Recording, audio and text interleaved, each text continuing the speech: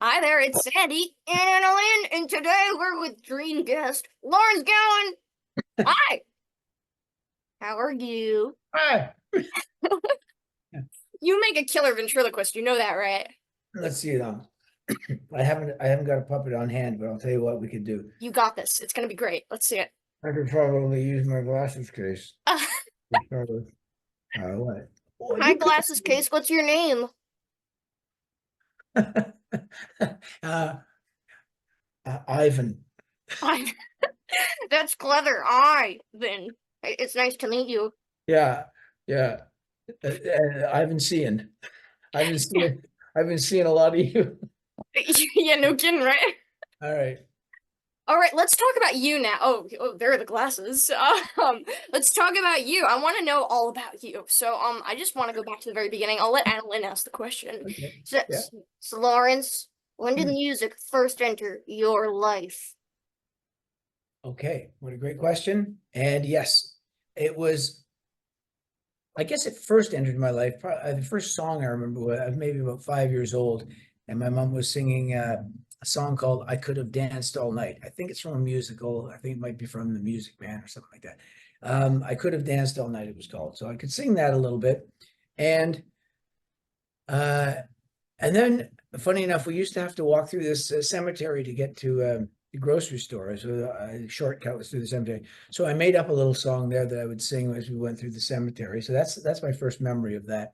But really, when the musical, like millions of musicians around the world, particularly the ones from North America, the Beatles performance on Ed Sullivan, which is February 9th, 1964, is when I really suddenly realized this is something absolutely spectacular that I would love to connect to in as profound a way as I possibly can. So that thought went through my head when I was like 7 years old, and I kind of have followed it ever since. As I say, it's a common story among millions of musicians, particularly in North America.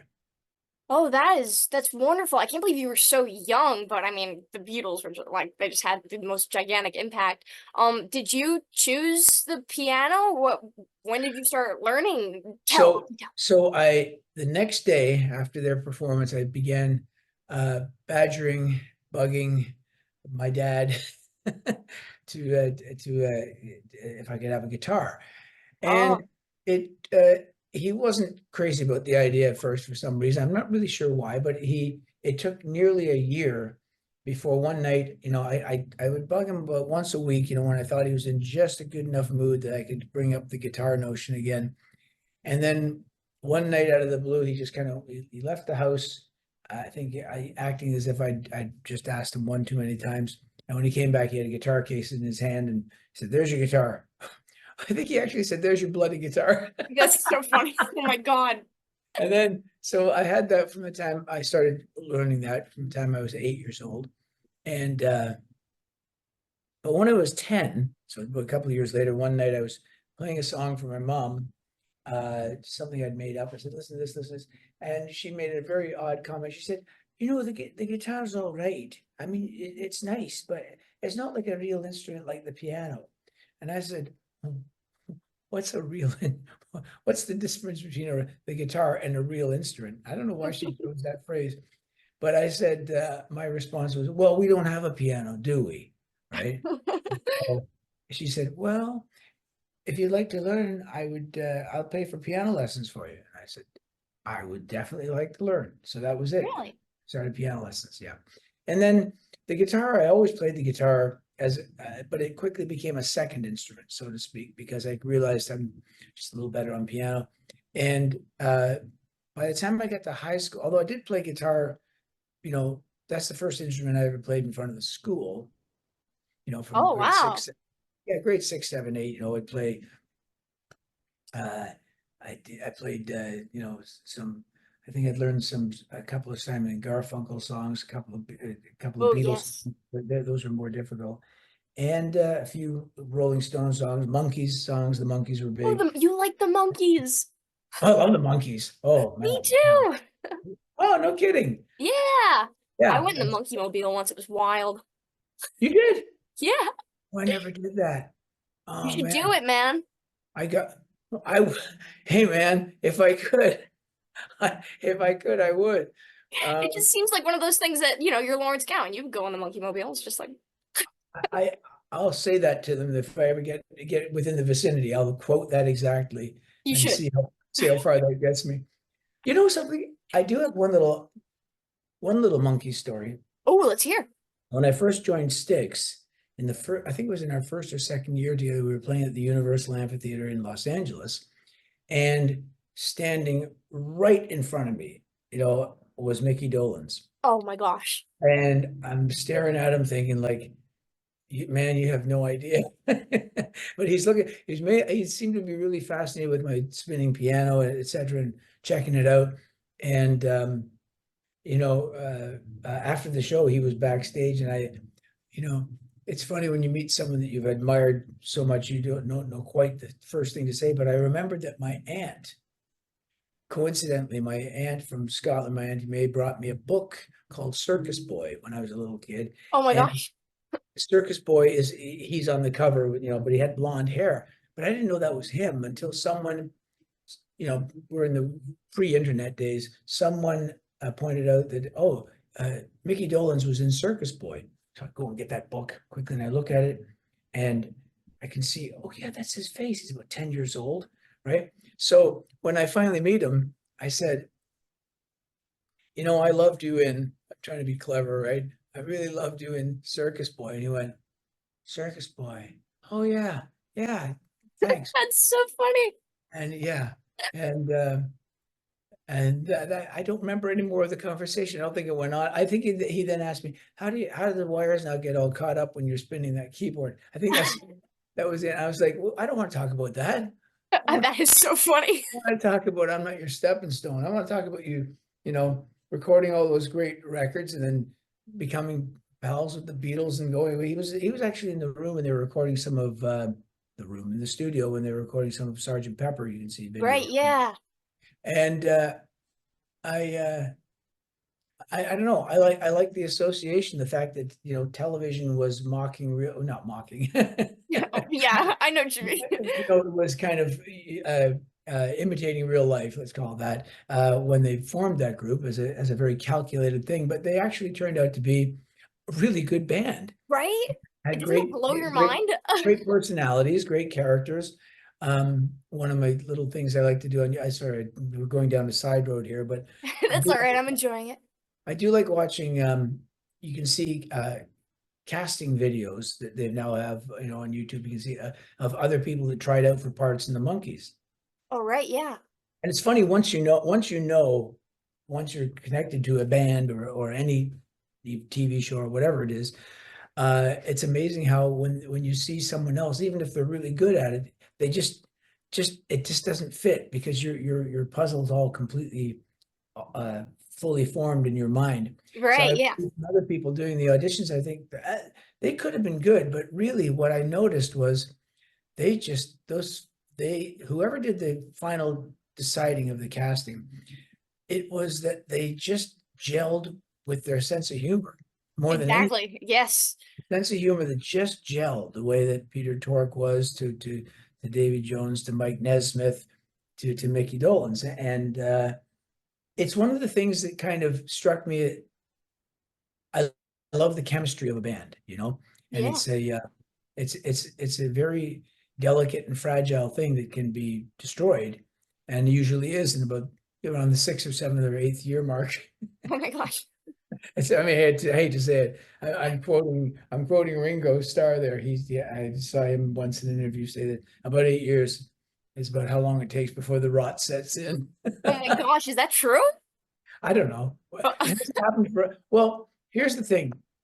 When you're young, say you're a late teenager or you're in your 20s, it's a very volatile time when you're trying to figure out who you should connect with, etc. To be successful. You have people that you like to hang around with, but to be successful, you have to kind of connect yourself to the right people, and you can often be very short-sighted with people's talents or abilities during that period in your life, because you're not really sure if they have the wherewithal, or if you have the wherewithal to do what you're aiming for. And so I think it's a volatile time when you know things can they can go one way or the other, shall we say. Yeah, I understand that. Yeah. Don't mean to be negative, but there you have it. No, but I hear you. I hope that's not my teabag philosophy of the day. No, luckily it's not. Oh Yeah. my God, are there words on that tea bag? This one, no. It says Oh, green tea with ginger and probiotics, which is excellent. I'm feeling the digestion kicking in right now. I don't even know what to do with that. Are you happy? Are you happy with your tea? I'm pleased with it at the moment, quite honestly, Sandy. It's doing all it should do. I do love your musical taste behind you there. First of all, I have not. Ta-da. Excellent. Yeah, really great stuff. Goodbye Yellow Brick Road. Oh my God, that's such a huge record in my life. I had a Uh, feeling it would be. I was like looking through my record cabinet and I was like, this is a Gowan album. I feel it. oh, it absolutely you well, your instincts were correct. I like to tell this little story about that. I just before towards the end of 2019, I think November, I saw the Farewell Yellow Brick Road tour, right? Oh, really? Yeah, and now I saw the Goodbye Yellow Brick Road tour when I was like 15 years old.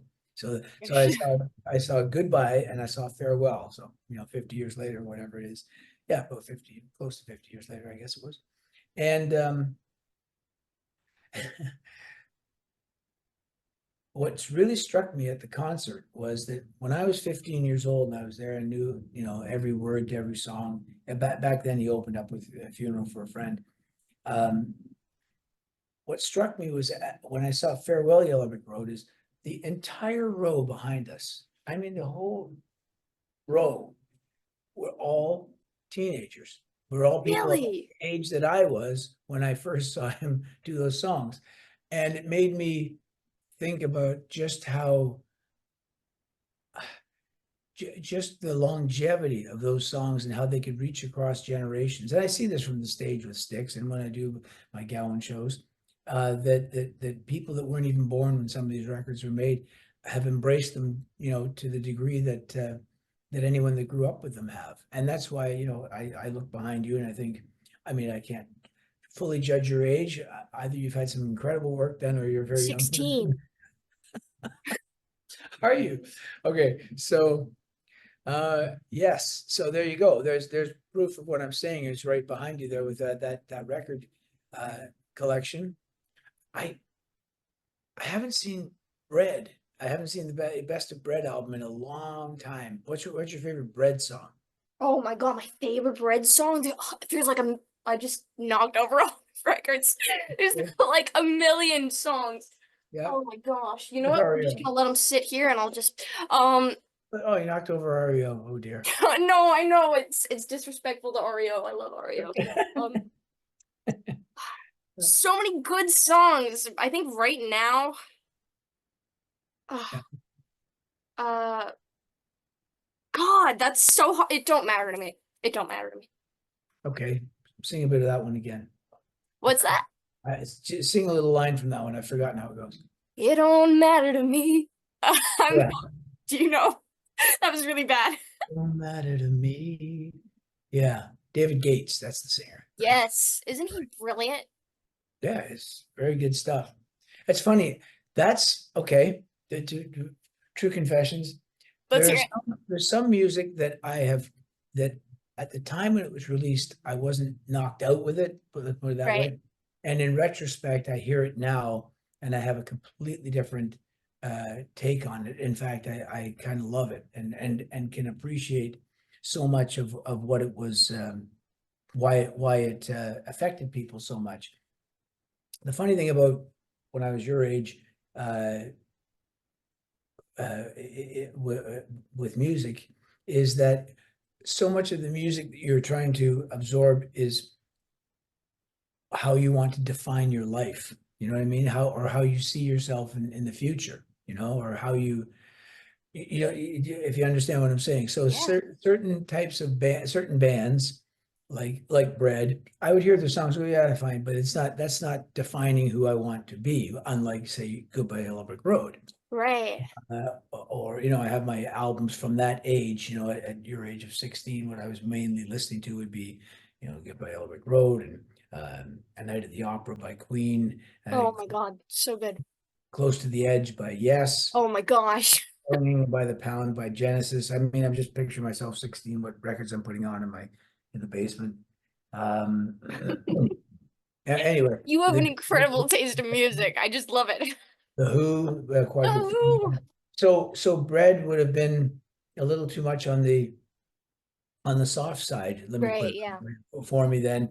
And as are other records that I now kind of marvel at, like I never really, for whatever reason, it's funny, but when you're a certain age, I couldn't really appreciate, for example, Karen Carpenter, the Carpenters. And now Oh, really? and when I hear her sing now, I'm like, she's one of the greatest singers of all time. That It's voice, it's just right. gorgeous. It's so obvious, and she's so earnest, and you can hear that she means every word, and Right, that's yeah, absolutely. conveying. But at that age, I, I judged particularly female artists. I would judge them by Diana Ross, by the Supremes. I mean, that's kind of how I would hear it at that time. I don't know why. I was like, no, if it's not that, like that Right, kind of yeah. snappy Motown thing, it's slick and cool.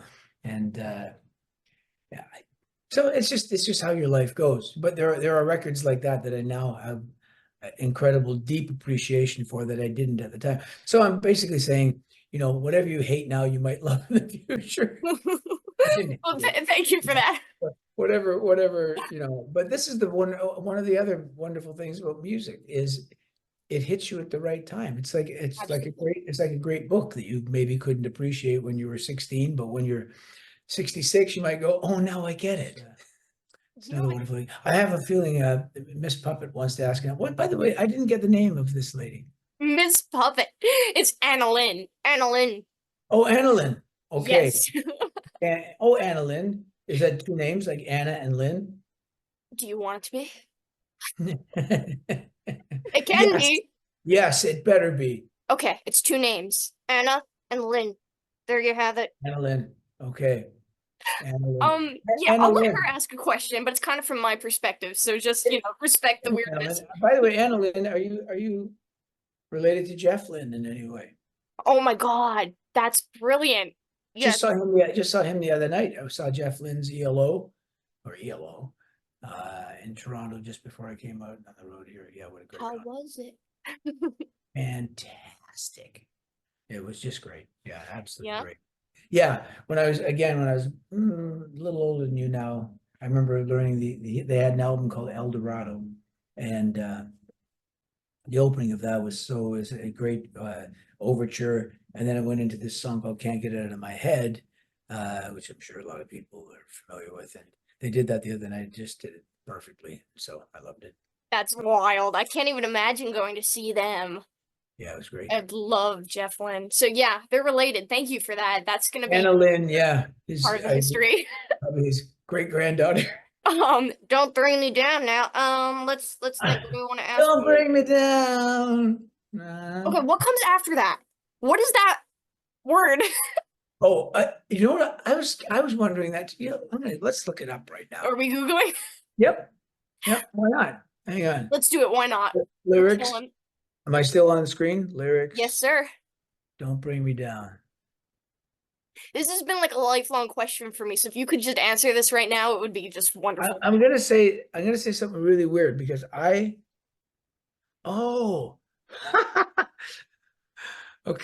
The word is Groos, Groos. So it's Bruce and not Bruce, like Springsteen. I thought it was Bruce at the I time. was like, who's Bruce? Because they had the big screens on. I was trying to read the lips of like, are they saying Bruce? But they're saying Groos. Don't bring me down, Groos. Okay, I thought. What is Groos? Oh, it's totally gross, man. That is so gross. Maybe that's what he thought the word was. What is it? I don't understand. It says it's a made up word in the according to Mr. Google or Mrs. Google. It's in the song "Don't Bring Me Down with Yellow." The word "groos," Groos, is a made-up word that Jeff Lynne used as a placeholder in the chorus, but he originally didn't know the meaning of the syllable, but later learned that it sounds similar to the German word "grub" or GRU, that weird B that's in German, which means greeting. That's good. So he decided to keep the word in the song after learning its meaning. So that is brilliant. But that's the magic of a great songwriter, is that when an accident like that happens and has it can take on a certain relevance, and instead of tossing it away, he kept it. Yeah, I thought it was Bruce as well. And I thought, what did Bruce Willis do to this poor man? Bruce Willis. Yeah. Oh my God. I'm really glad we could establish that, because that's been in my brain for the last 16 years or so. And you have a lot on your mind. Now, AnaLynne, by the way, what day is this? Oh, Saturday. That's where you're not in school. Saturday in the Park. Another great song. So AnaLynne didn't get a chance to ask her question, so go ahead, AnaLynne. Yeah, I feel really bad about that. Sorry, AnaLynne. She's had her mouth open the whole time. I keep expecting flies to jump in there, but go ahead. Yeah. I'll work on that. She looks so sad with her mouth closed. Don't you think it's like a little bit more expressive this way, right? Yeah. Oh yeah, I see what you mean. Oh yeah, it's almost like a semi-grin. Yeah, a little bit. We're working on it. We're working on it. Question, Yeah, it's my questions. Let me think about this here. So you are let's say that in English. Okay, so you are a fantastic performer. Did you always start out with all that dancing and just, charisma? I did not. Funny enough, I do remember the first time it dawned on me that I wanted to. I mean, I remember when I brought my guitar into school when I was in grade 6. I remember I was sitting and playing a song and noticed that the good thing was I noticed that people paid attention to what I was doing, which they'd never paid attention to anything I'd done before. So that kind of, I liked that. Yeah, right. But it didn't dawn on me to get up and move around, mainly because I guess, I don't know, I didn't have a strap on my guitar. Could have been that. That'll do it. I drop it, the whole facade would just fall to the ground. You'd go all Pete Townsend. Well, here's the funny thing, though. I remember a few months went by, so it was 1967, and the Elvis 67 special came on TV. Are you a fan of Elvis at all? Right? A little bit. I don't know a whole lot, so it's like I didn't know a whole lot either at that age, because his main thing had happened in the 50s, and I was all about the Beatles, and I just thought he was a greaser, and he had his hair slicked back. I mean, who would do that? And but I remember that 67 special, that he was so active, and I saw even at that age Mick Jagger was quite, moved around quite a fair amount, not to the extent that he eventually did. But I suddenly thought that was good. And I do remember I remember a couple of girls in my class went, "Did you see that thing with Elvis Presley last night?" Because we didn't know really that much of who he was. Wow, because he was, the way he sweat and the way he threw himself into it, or he didn't use that term, but something about the fact that someone said, well, he didn't just sit there going la la la, and I thought, because I want to get up and move around, but I thought, that might be a little bit too much. But from that day forward, I was like, I feel better when I'm physically putting myself into it. Let me put it that way. I feel like I've been through the experience of it. I've somehow put it through my body, however you want to express that, and physically engaged in it. Now, I love a lot of performers that don't move around at all. I mean, Jeff Lynne the other night barely moved on stage at all, just a tiny little bit. But and I have a full appreciation of that. The Beatles were not big move around on stage type guys either. They didn't think.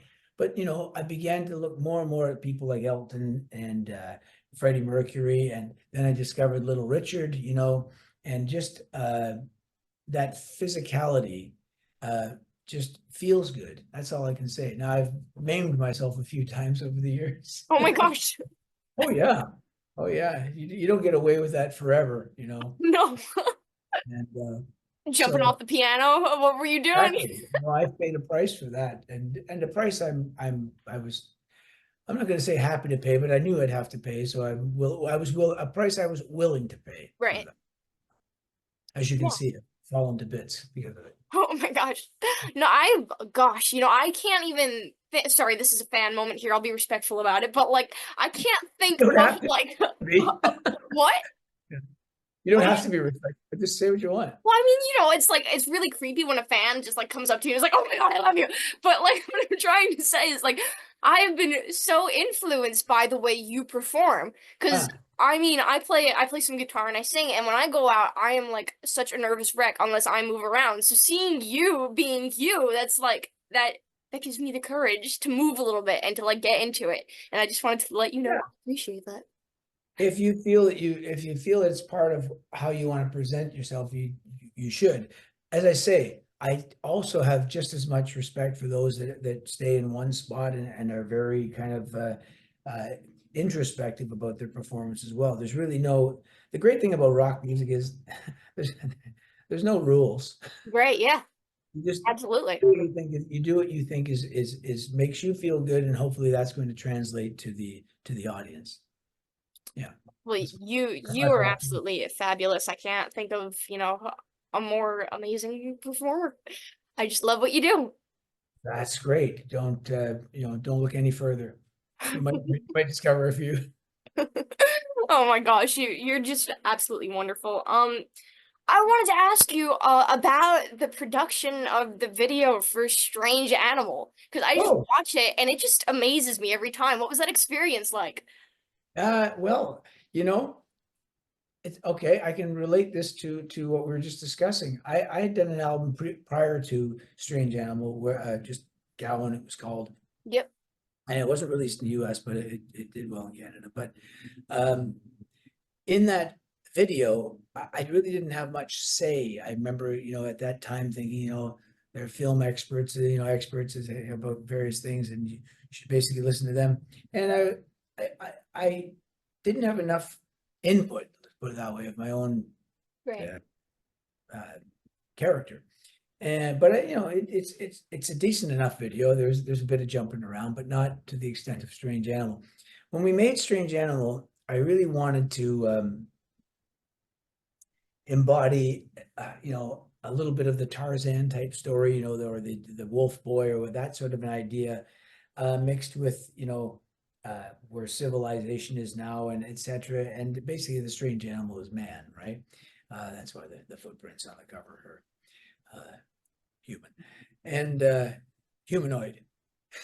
That sounds more intelligent. Right, I And hear you. so, making that video, yeah, first of all, I'm really glad you like it, because it's funny how 80s videos, they went through a period of a good period there where they looked so kitschy, and you know what I mean by that, and Yeah, I do. I feel you. kind of corny, kitschy and corny.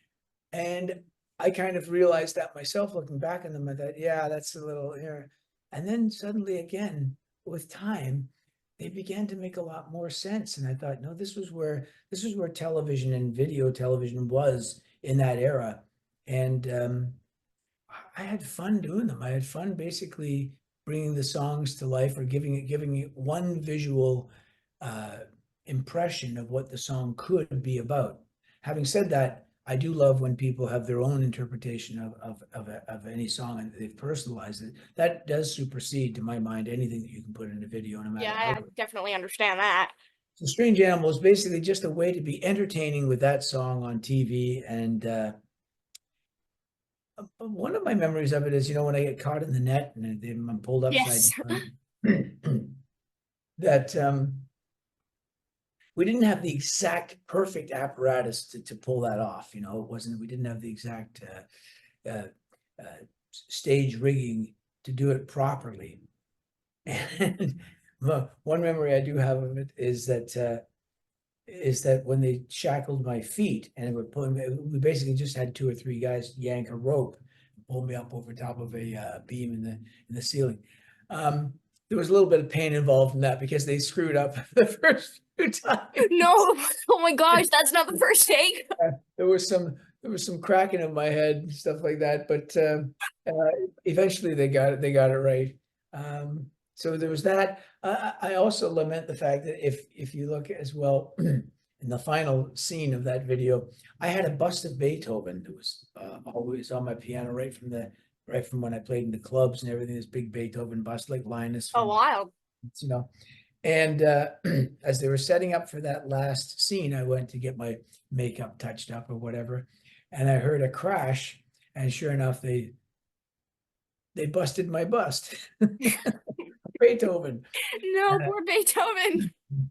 But here's the weird thing. It broke. I heard it tinkle tinkle, right? Or whatever the sound is of clay breaking apart.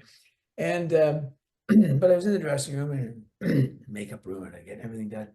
And it took me suddenly I heard, oh, we're gonna break for lunch. Oh, okay. So about an hour goes by. And I came out to do that last scene, and they've got a different bust of Beethoven on the piano. That is so weird. They sent the crew out and ran out and said, go get a bust of Beethoven.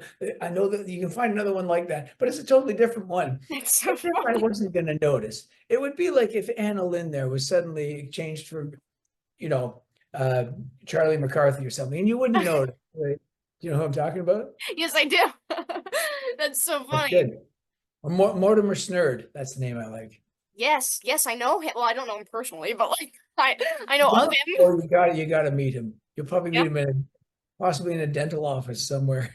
A dental office. Oh yeah, he's got buck teeth. Anyway. Oh, oh my God. He's Well, I working. can't believe I didn't get that. That was sad. That was a sad moment. Yeah, I mean, it's Edgar Bergen. That's the ventriloquist. Oh, was that his name? So Edgar Bergen. Is it funny I know the dummy's name and not the ventriloquist? That's like really bad. That's not good, Sandy. I relate more to the you're- dummies. They want you to be billed a little bit higher than AnaLynne, just if you're going into that in future. I mean, okay. Have you ever seen Spinal Tap? No, but my friend keeps telling me I have to do it. We're thinking about watch partying it. They show up at a gig and they're rather miffed at the fact that Puppet Show is above them on the building. It says Puppet Show and Spinal Tap. So That's wild. That's so reference. sad. Not really a reference I should be making to a 16-year-old, but there you go. But it's okay. It'll happen soon. I'll understand it soon. You know Mortimer Snurd and Charlie McCarthy. They're even before my time, but they were like I think he was the most famous ventriloquist of It's the just the ventriloquistular world, you know. Do you like Jeff Dunham? You ever watch him? Who? Jeff Dunham. Jeff Dunham. Probably. It's not jumping into my head, but probably. He's like, that's my hero. That's like my ventriloquist hero. Great at it, yeah. Started me off. Oh shoot, I saw a guy in Las Vegas also great. Yeah. Name not jumping into my head, but there you go. There's the lesson right there. You got to get that ventriloquist name as big as possible on the marquee. I did not hear the end of that. I'm sorry. I'm sorry, I'm not speaking loudly enough. Sorry. Never mind. I'm off on a tangent that we don't need to go any further with. It's okay. I'm always off on a tangent. Sitting there gobsmacked. What? I said AnaLynne is just sitting there gobsmacked. Nothing to say. Well, always. I mean, I'm sitting here talking to Lawrence Gowan. Why wouldn't I leave? Oh. What do you want to talk about? Let's see. What else you got? Okay. All right. So, go for it. So tell me, what was the experience when you first joined Styx? What did you think of the members? Oh, great. That's like I was saying about the chemistry of a band, I liked them as people. Oh, awesome. Yeah. And we I met them at the couple of shows that we did together in Montreal and Quebec City. And, but the first impression was very good, but the second impression was even better because, when I met them I went to Tommy's house and, his former house now, in 1999, he had this spectacular place that was right by the Hollywood sign. And I mean, when I say right by it, I don't mean he was looking up at it. The house was so, the proximity to it was incredible. It was basically his house and this kind of gulf, and then the sign was right there. There were no houses in front of him at all. So we went out to he had his garage, renovated to be a studio. And I remember sitting in his garage and looking out the garage because they're all like looking at me. I'm going to play a couple of Styx songs for them now. And the big Hollywood sign behind them, I thought, this might be a happy Hollywood ending, or maybe not. Because we kind of, we hit it off really well. And I thought, I have a good feeling that this could work. And, and they're basically the friends that I spend the most time with. And we still, to this day, enjoy each other's company. And I think that's quite evident when I see clips of us on stage together. We really are, we get along really great. Oh, I love that. I mean, as a fan, like watching, the Yeah, chemistry is unbelievable. It's like you guys look like you're having a party every time I see you. we are. And the fact that we've been able to go this long with it, I mean, the band is 53 years old now since they signed the record deal. And I've been part of it for just over 25 years. I passed the 25th year mark in July. And no, I'm still very, very pleased with the whole experience. I equally love doing my solo shows that I get to do, and they're very supportive of that as well. So there's another great aspect of it. But yeah, so when I joined, I had a good feeling about it. Quite honestly, a good feeling that it could work, but you never know. But Right. it's certainly worked out to this point. Yeah, no kidding. Yeah. When you first joined, how did you like, did you like Styx before joining? Okay, so I liked them in that I liked progressive rock, and I heard them, they were on the radio constantly. And I liked Right. the fact that they had a very wide palette of styles that they could cover, and every single one of them sounded authentic. So I remember hearing, first song I ever heard by them was Lorelei. And I remember hearing it and thinking immediately it's a band from England, because they just had that progressive rock sound with the synths at the front of it, etc. And then when I found out they're from Chicago, I thought, wow, this is the first time like a band that's got some progressive elements in them that's not from England are doing really well. Then I heard the next one I remember hearing was Crystal Ball, and I just thought that was a great song. And then I'd hear a lot of their records when I'd go into, there was a record store in Canada called Sam the Record Man, and I'd go in there and hear a lot of bands, at that time. Now, funny enough, when they came out with Grand Illusion, which was in 1977, or I had just begun kind of my professional career. I was then 19, so I'd begun playing with my own band. So when you're doing that and you're writing your own songs, you start to, how can I put it? I heard Styx a lot, but they were part of the overall sweep of bands that I was hearing at the time, and trying to figure out where do I fit into this, Right. And the band that I had then was really very much trying to do what Styx were doing, play kind of a progressive pop rock style of music that's suddenly crossed those genres. And unfortunately, for that band, we emerged right as, first of all, we emerged right as disco was at its height. And then as we went along, although we were very successful as far as a live act goes, suddenly punk came in, and it obliterated everything in Canada. I know the punk movement in music, I think had a more profound effect in Canada than it did in the US initially. And so we kind of fell through the cracks of what record companies were looking for. But Styx had been already successful in that genre that I loved so much. So the other thing is this: when I saw them live for the first time was when I opened for them in '97. That's when it really all suddenly made sense to me, because I heard them go from one record to the other, and I heard it and thought, this is a really, really strong band that's got a great cross section of music, and all of it works. And then I eventually fit in. Yes, yes, you did. Um, I love hearing the way you view all of this. You have like such an objective view of just bands and the whole music industry. It's fascinating to me. Hmm. Well, good. I think that's you start to look at it more that way. I think once you're really seriously trying to become a writer and absorb every aspect of it, you start to see things in a more analytical sense in a way, or I do anyway, and not everybody does. Whereas when I was your age, it was all purely driven by the emotional response that I had to it, which to me is every bit as viable, because it came down to like what's going to put a shiver up my spine was really that was the litmus test. That was the ultimate bar that anything had to exceed before I could really devote myself to it with full abandon.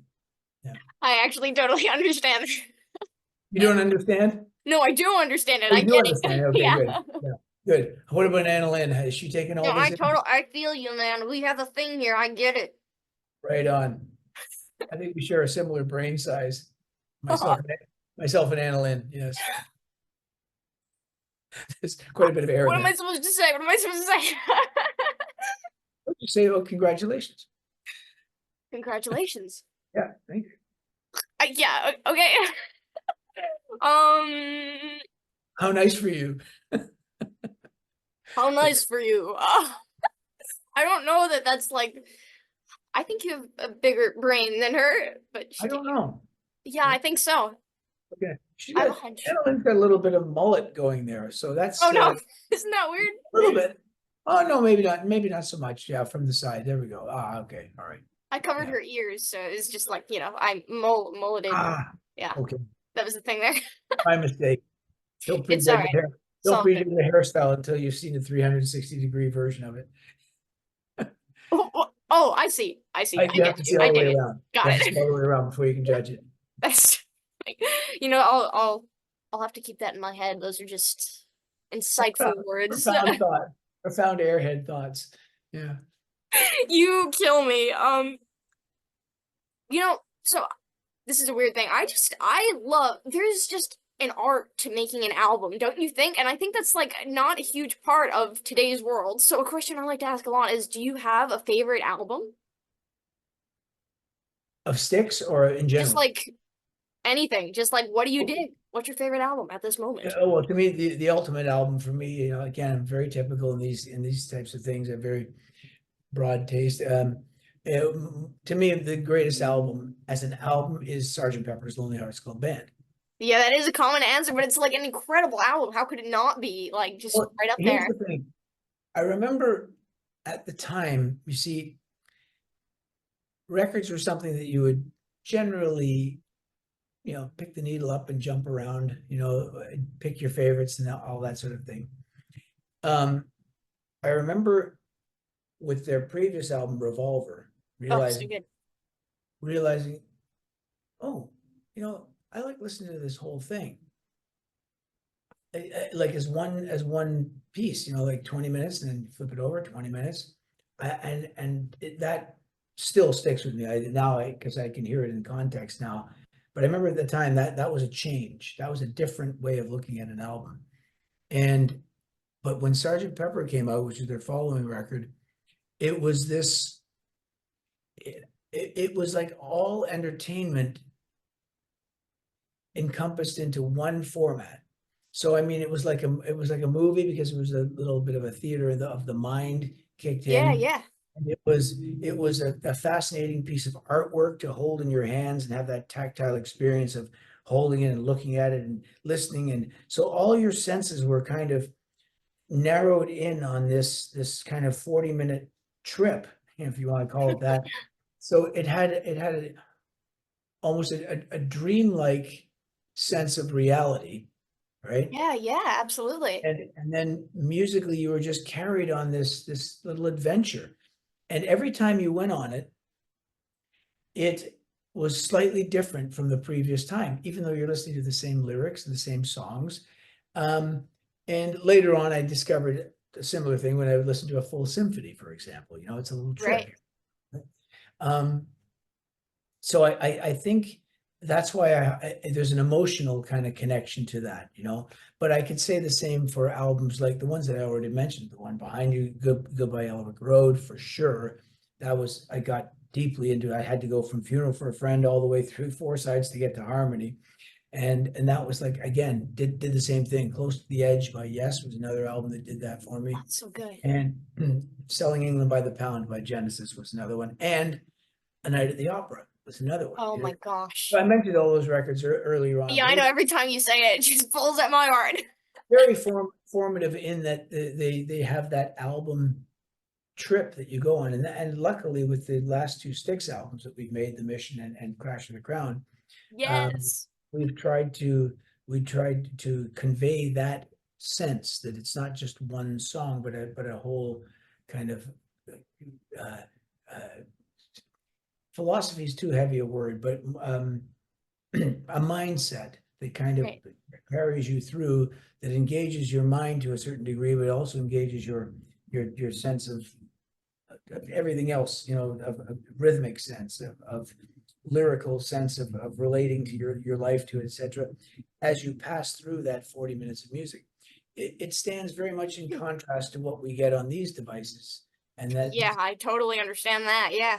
and I'm just as prone to the addiction to it as anyone is, but it's a different feeling that you come away with this. Often you don't feel as nourished Yeah, I get that. I feel like as you do when you listen to a great album. But that's my life experience, you know. no, I feel that though, because I feel like when I listen to stuff, because I have like nothing to do in school, so I have devices with me. And I'm like, I'll listen to like Tommy or Houses of the Holy. But when I Oh, listen to it on like something digital, I feel like it kind of sits just in my ears. It's just like it's just kind of there. But when it's on vinyl, it's like a whole head, heart, body experience. You know, it's a weird thing. you are a a spirit that transcends your time on earth, because yeah, that is exactly it. Once you've had that experience, that's why your enthusiasm is so evident, is that you realize, oh, this is a different thing than just kind of calling up a song or calling it. Yeah, I mean, even the way that I Googled, you know, Jeff Lynne or Yeah. ELO and everything, uh, it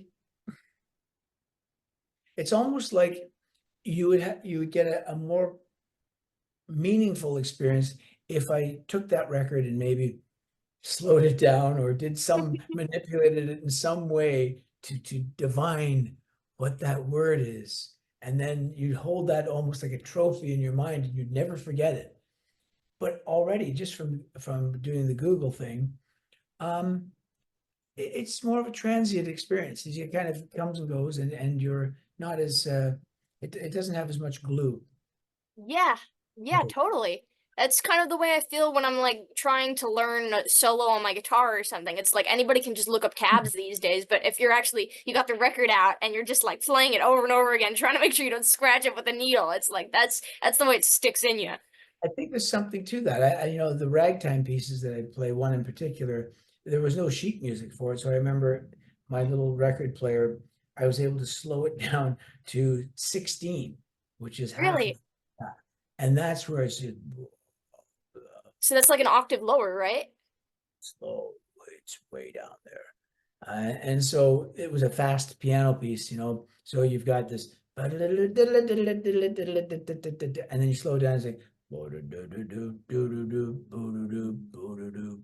and then one note at a time you begin to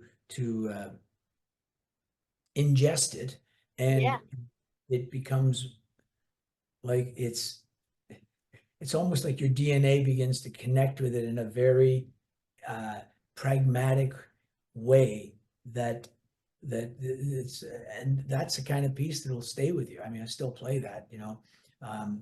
Whereas other things that I'll sometimes go on, you know, YouTube, something that, you know, it has the piano notes falling down. Yeah. And that's a great, boy, what a great learning tool that is. Yeah, absolutely. Uh, really fantastic. And I use it more than reading actual sheet music now. But weirdly enough, it's not quite the same as slowing down a record and having to divine every little nuance of it and every little part of it that way, rather than reading tabs. Speaking of that, though, I do remember, you know, so often the printed page or tabs, you know, for guitar, etc., they really are only a kind of a a rough roadmap of what it is. You know what I mean? There are Yeah, rough road. absolutely. Okay, and you really have to go far beyond that in order to convey any sort of emotion with a Yeah, piece. definitely. I'm saying the obvious, but there you go. No, but I totally get it. I'm so happy we're on the same page here. I love listening to you talk about music. You just like are the most passionate person about it. I just love hearing it. That's nice. Yeah, it's the only subject that I can speak on with any sort of authority. But I say authority mainly because it's all based on experience. You know, it's just that's been my experience with music. I do like to say music is the one thing in my life that just I've discovered, and as everyone eventually does, that it doesn't have the capacity to let you down. Just about everything else in life can, don't bring me down. Yeah, right. You end up kind of gruesome. No, yeah, it just doesn't have that capacity. No matter what state you're in, it is going to rise to the occasion and do something for you. Totally. I just like I can't think of a time where I haven't put on an album and just like been in like some kind of trance. It's like you just get into it, you just fall into the grooves. It's just So that's the way it is. who instilled that in you? It was your parents, or did they have a big influence on that, or Well, like I feel like I've always had music. Like I've just grown up with music around the house, but no one in my house is a musician. So I just eventually it was when I found when I found the monkeys. It's so funny. We go full circle. I decided I wanted to learn guitar, and then I started learning guitar, and then Mike Nesmith's son was my guitar teacher. So I've just had like so many, yeah. And then after he stopped really? teaching me, I met Jeff Young, was the former guitarist for Megadeth, and now he's my mentor. So like, yeah, I've just had a lot of musical influences, I'd sign up for either of those guys. and they are fantastic teachers. That's They just really great. lucked out. That's great. I didn't know, I don't know anything about the personal life of Mike Nesmith, but I didn't know he had a son. That's fantastic. My favorite Mike He's Nesmith song is I like a lot of them, but A Different Drum is just oh yes. one of the greatest songs. Boy, that's a tremendous piece of music. And I like his version of it. I particularly like Linda Ronstadt singing it though. Oh, Yeah, absolutely. Did you hear I didn't even know she did some of Shelley's blues until recently. Have you ever heard that? don't think so. Oh my No, gosh, you should. Do you know the original song? vaguely. You Yeah. should check it It's out. not It's like popping into wild. it's not popping into my head right away, but yeah. Yeah. I'm just he's also a huge influence for me, like lyrically especially. Yeah. I cannot get enough of those lyrics. A very good take on those kind of things. Yeah. Yeah. Sorry, I'm still looking. I love watching the process happen. Oh, yeah. It's so Go funny. get me. Yeah. All right, AnaLynne. Lawrence, do you have any words of wisdom to bestow upon us?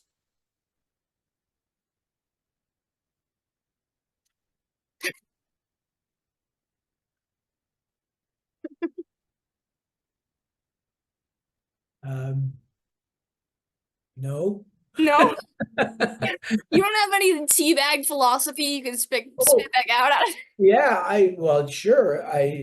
Those kinds of things I read every single day. No, I'm just, words of wisdom to bestow upon you. I think I read a quote recently by Charlie Chaplin that I think is great. Um, the four best doctors on earth. That was what it was. And it was sunshine, exercise, and two more. I think music might have been one of them. And sunshine, exercise, I think music anyway, I've really blown that, haven't I? No, no, you haven't. Yeah, You are still loved. it was something that I particularly thought was great. I think my best philosophy is the one I just said. Music doesn't have the capacity to let you down. Okay, I can dig that. I I'm think sorry, normally I ask that in the beginning. I'm like, hey, is that okay? And then I just forgot about that. So, no, that's fine. I do like little philosophies like that are little mantras or whatever you will call them. They'll come into my mind, and they're often what help me to live my day better because of what someone has discovered. That's a great little philosophy. I keep a bunch of them actually on my desktop. Can't find him right now. No, that's awesome though. That's like, that's Philosophy of cool. don't have such a cluttered desktop on your computer. Yeah, No, no, I do already. I can't fix that. it's very difficult. Yeah, I'm the person with like 84 tabs open. It's like, I don't want to close them though, because I'll lose them. So, correct. Yeah, that's how I feel too. Yeah, I've got these little tons of little folders, and they're all there. They all got to sit there, otherwise I'll forget them. exactly. You see, you That's my get it. philosophy. I love it. Well, thank you so much for joining us. Like, I cannot thank you enough for taking the time out and just chatting.